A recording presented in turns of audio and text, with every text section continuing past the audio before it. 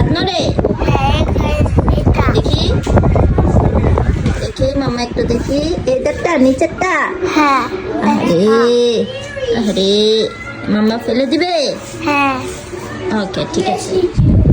দাঁতটা পড়লে কেমন লাগবে? ভালো না। ভালো লাগবে। দেখতে দেখতেই আমার মেয়েটা বড় হয়ে গেল মাশাআল্লাহ। ওর প্রথম দাঁত পড়লো 5 বছরে, তবে আমার সাহিরের দাঁত পড়েছিল 6 বছরে। 4 থেকে 7 বছরের মধ্যেই বাচ্চাদের দাঁত পড়া শুরু করে। তবে মেয়ে বাচ্চাদের দাঁতগুলো মনে হয় নিচেরটাই সবার আগে পড়ে। আমার যতদূর মনে ছিল আমার সাহিরের দাঁতটা উপরের দিকের দাঁতগুলো আগে পড়েছিল। স্কুল শুরু হওয়ার 1 সপ্তাহের মধ্যেই মেয়েটার দাঁত পড়ে গেল। স্কুল শুরু হওয়ার আগেই মেয়েটা বলছিল যে ওর দাঁত নড়ে। অনেকবার ট্রাইও করেছিলাম, তবে দাঁতটা ওরকম নড়ছিল না যে পড়ার মতন বা ফেলে দেওয়ার মতন। তবে 1 সপ্তাহ যেতে না যেতেই দাঁতটা পড়ে গেল। যদিও আমি ওর দাঁতটা ফেলে দিয়েছি, আর সাহিরের দাঁতটাও আমিই ফেলেছি।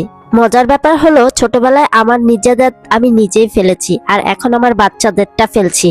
সকালে বাচ্চাদেরকে উঠিয়ে ফ্রেশ করে রেডি করিয়ে দিয়ে বাচ্চাদেরকে স্কুলে পাঠানো, দেন নিজে তৈরি হয়ে একটু নাস্তা করে তার প্রতিদিনের যে রান্নাগুলো থাকে সেগুলো করা। সময়গুলো বেশ ভালোই কাটছে, আর এই সময়গুলা বৃদ্ধ বয়সে অনেক বেশি মিস করব। ছোটবেলা পর্যন্ত একদম বড় হওয়া পর্যন্ত আমার আর আমার মায়ের সম্পর্কটাও অনেক বেশি মধুর ছিল। বন্ধুত্বময় একটি সম্পর্ক ছিল আমার আর আমার মায়ের। আর আমি চাই আমি আর আমার মেয়ের সম্পর্কটাও যেন ঠিক এমনই হয়। আজ যেমন আমি আমার মেয়ের চুল বেঁধে দিচ্ছি, আমিও চাই 2 দিন পর আমার মেয়েটা ঠিক এভাবেই আমার চুলটাও যেন বেঁধে দেয়। কিছু কিছু সময় আর কিছু কিছু জায়গায় আমরা মেয়েরা কিন্তু বড় অসহায়। মারা যখন বেঁচে থাকে না তখন কিন্তু একমাত্র মেয়েরাই সম্বল। মেয়েরাই দেখা যায় মাদেরকে টেক কেয়ার করে।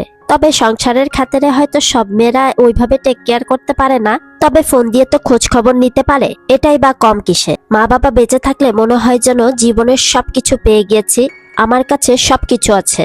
আর মা বাবা যখন থাকে না তখন অসহায় আর এতিমের মতন জীবন কাটাই আমরা।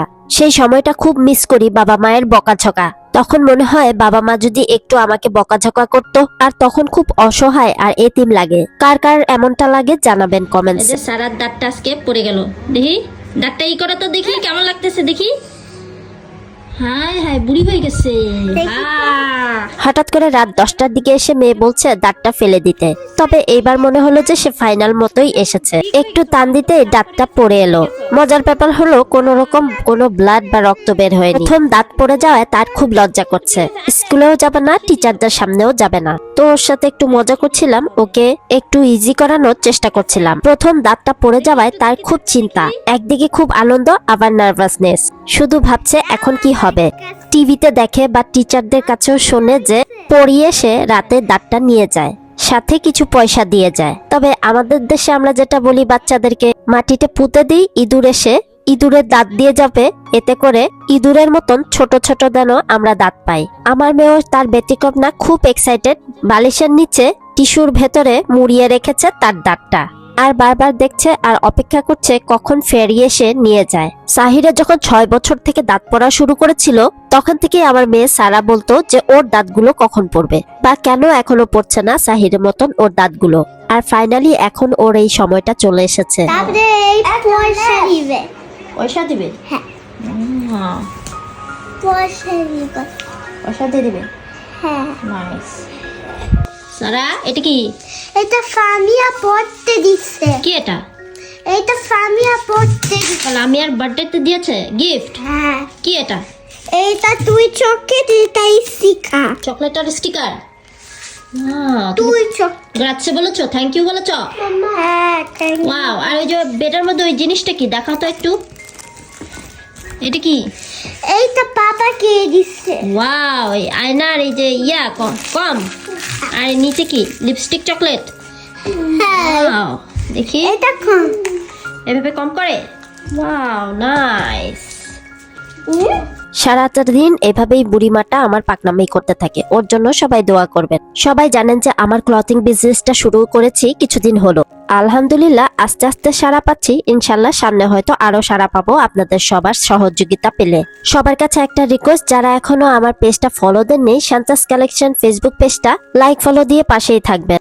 সব রকম কালেকশনস গুলাই দেখতে পারবেন আমার এই ছোট্ট পেজটায়। আলহামদুলিল্লাহ প্রথম শিপমেন্টটা তো ইন্ডিয়া থেকে এনেছিলাম, তবে সেকেন্ড শিপমেন্টটা এইবার বাংলাদেশ থেকে নিয়ে এসেছি। আশা করছি সবার পছন্দ হবে, সবার ভালো লাগবে। পেজের পাশেই থাকবেন, পেজের দিকে চোখ রাখবেন। বেনারসি সিল্ক শাড়িগুলো অনেক কাপড়াই নিয়েছে অফার প্রাইসে। আমাদের বাংলাদেশের মতন অবশ্য বিদেশের বাড়িতে এত বেশি ক্লথিং বিজনেস গুলো চলে না। দুটো ঈদের ওকেশনে আর সামারের ৩-৪ মাস বিদেশের বাড়িতে এই সমস্ত ক্লথিং বিজনেস গুলো মোটামুটি ভাবে চললেও শীতের দিনে কিন্তু এই ব্যবসাটা অনেকটা কমে যায়। তাছাড়া অনলাইন অফলাইন যে কোনো বিজনেসই কিন্তু প্রয়োজন অনেক বেশি ধৈর্যের। আর এভাবেই হাঁটি হাঁটি পাপা করে আমরা সকল উদ্যোক্তারা অল্প অল্প করে এগিয়ে যাব আর এগিয়ে যেতে থাকবো। তবে এর মধ্যে অনেকেই আছে যারা আমরা বোর হয়ে যাই, তখন দেখা যায় এই ব্যবসা থেকে স্কিপ করে ফেলি। উদ্যোক্তা আছে, থাকবে, সামনে আরো হবে, আর এভাবেই চলতে থাকবে অনলাইন প্ল্যাটফর্ম বা অনলাইন বিজনেস। সবার জন্য অনেক অনেক শুভকামনা আর দোয়া রইল। আজকের ব্লগটা এখানেই শেষ করছি। সবাই ভালো, সুস্থ, নিরাপদে থাকবেন আর আমার ছোট্ট পরিবারটার জন্য দোয়া করবেন আরো অনেক অনেক কালেকশনস যেন নিয়ে আসতে পারি সামনে। সবার জন্য শুভকামনা আর হ্যাপি শপিং। দেখা হবে নেক্সট ব্লগে। টিল দেন, আল্লাহ হাফেজ, আসসালামু আলাইকুম। Thanks for watching.